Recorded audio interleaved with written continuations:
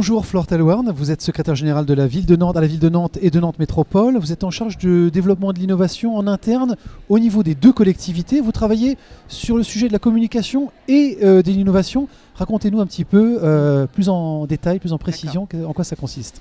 Alors effectivement, en tant que secrétaire générale, je m'occupe de choses assez hard, j'allais dire, du style tout ce qui est juridique, tout ce qui a trait aux assemblées, mais j'ai aussi l'opportunité de conduire effectivement la communication interne et tout ce qui relève de l'innovation interne, donc est une démarche qui a deux objectifs essentiels. C'est d'une part effectivement faire en sorte que nous soyons toujours un service public créatif et innovant au bénéfice des usagers et des citoyens nantais.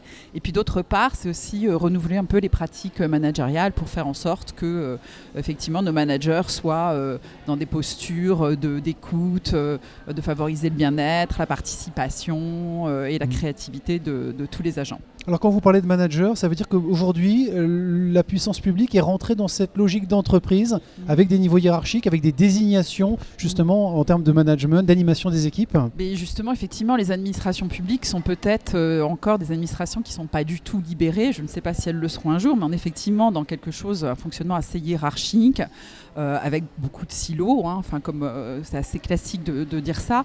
Et on essaye effectivement de corriger un peu ces aspects-là par le biais de l'innovation interne et de l'innovation participative, en disant, voilà, dans le cadre de l'innovation participative, nous sommes 7500 agents à la ville de Nantes et à Nantes Métropole et 7500 agents qui peuvent avoir des idées tous les jours sur le service public, sur la manière de fonctionner, etc. Et nous, notre principe, c'est de pouvoir les écouter, de capter leurs idées, de les instruire et de les mettre en œuvre si c'est possible et autant que possible. Il y a une perception qui est plutôt généralisée d'inertie, d'immobilisme dans les services publics. Est-ce que c'est encore une vérité aujourd'hui ?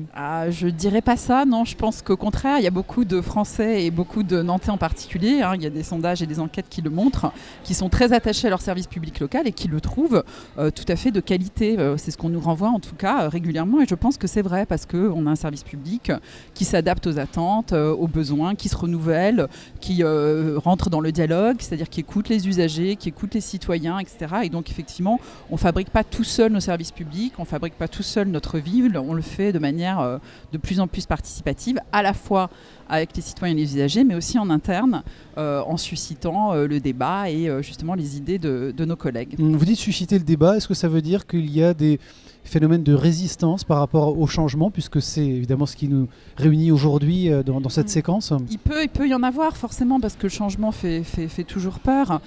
Et puis c'est vrai qu'on part effectivement d'une administration, j'allais dire, sachante, dans laquelle effectivement il y a les experts, ceux qui savent faire et ceux qui peuvent décider tout seuls dans leur bureau, j'allais dire, pour caricaturer.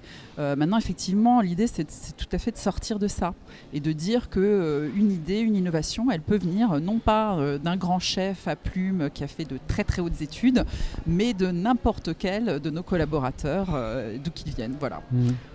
Flore Tallouarn, quels outils vous mettez en place, quel process vous mettez en place concrètement justement pour faire bouger les lignes ? Alors concrètement, ça passe forcément par des outils. Donc on a mis en place un forum sur notre intranet où tous nos collaborateurs peuvent déposer leurs idées. Donc soit spontanément quand elles leur viennent comme ça, soit parce qu'on suscite leurs idées sur une thématique donnée, comme on a pu le faire sur la transition énergétique, en parallèle du grand débat citoyen.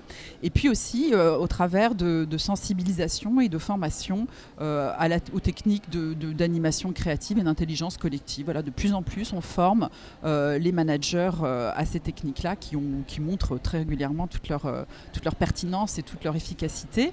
Et on a aussi, parce que nous sommes très nombreux, 7500 ça fait beaucoup, on a aussi désigné dans chaque direction, dans chaque établissement, un ambassadeur de l'innovation interne qui porte justement toutes ces thématiques, tout ce discours-là partout en interne. Bon. Voilà. Vous vous intéressez aussi également aux talents cachés de vos collaborateurs, parce que 7500 collaborateurs, c'est aussi 7500 talents avec des appétences, des intérêts, des passions particulières. Oui, alors c'est vrai que dans notre plan d'action, on a l'idée de mettre en place une banque des talents. J'avoue que jusqu'ici, c'est pas encore fait. On a plein d'idées, mais on n'a pas encore tout mis en œuvre.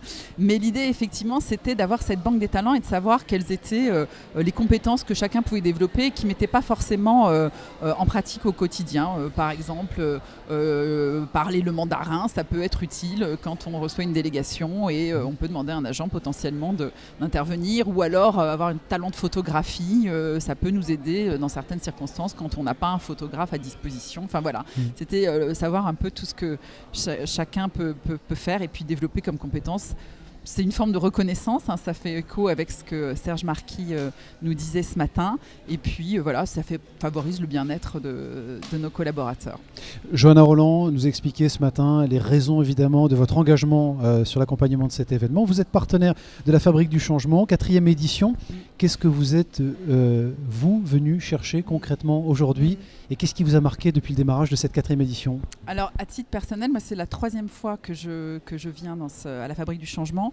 J'ai toujours été frappée, moi, par l'énergie qui se développe voilà, et qui vient de tout le monde, hein, des participants, des organisateurs, des abeilles, etc. Il y a vraiment une énergie positive qui fait un bien fou. On repart, on a envie de casser la baraque, de changer plein de choses. Donc ça, je trouve ça extrêmement positif. Et puis, on rencontre des gens de tous horizons, publics, privés. Ça aussi, ça fait du bien de s'ouvrir.